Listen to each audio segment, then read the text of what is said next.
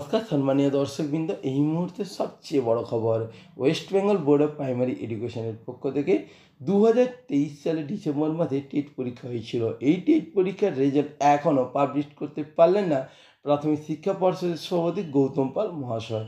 আপনাদেরকে জানিয়ে রাখি, 2022 সালেও কিন্তু টেট পরীক্ষা হয়েছিল ডিসেম্বর মাসে। সেই টেট পরীক্ষার রেজাল্ট কিন্তু আপনারা জানেন যে জানুয়ারি মাসেই পাবলিশড হয়েছিল।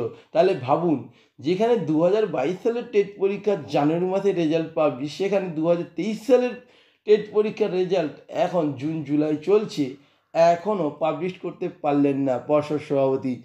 তো এই নিয়ে কিন্তু তাড়াপড়ন চলছে এবং রাজনৈতিক মহলে এই নিয়ে জোর জল্পনা তুঙ্গে।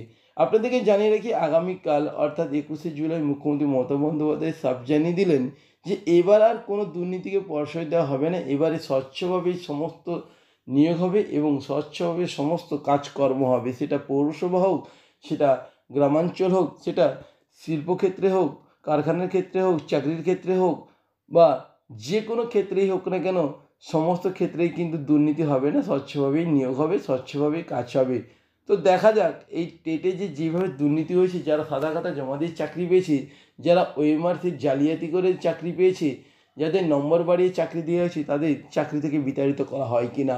তো সেদিকে মুখ্যমন্ত্রী মমতা বন্দ্যোপাধ্যায় কী পদক্ষেপ নেন সেটাই দেখার বিষয়। কারণ যারা যোগ্য প্রার্থীরা আন্দোলন করছেন, যারা যোগ্য প্রার্থীরা চাকরি পাচ্ছে না, তাদের কিন্তু দেখার বিষয় যে যোগ্যরা চাকরি পায় কি না।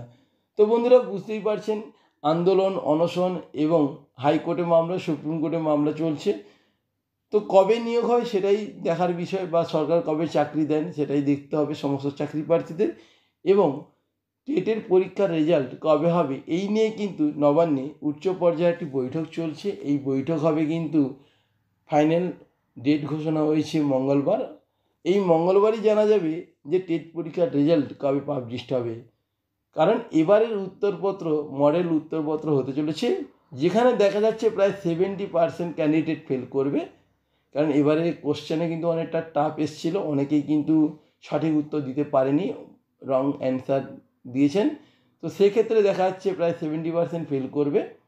তো উত্তর বেরোলেই বা অ্যান্সার আপনারা যখন রেজাল্ট দেখতে পাবেন, তখনই বুঝতে পারবেন যে আপনারা কতটা কী লিখেছেন, পাস করবেন না ফেল করবেন।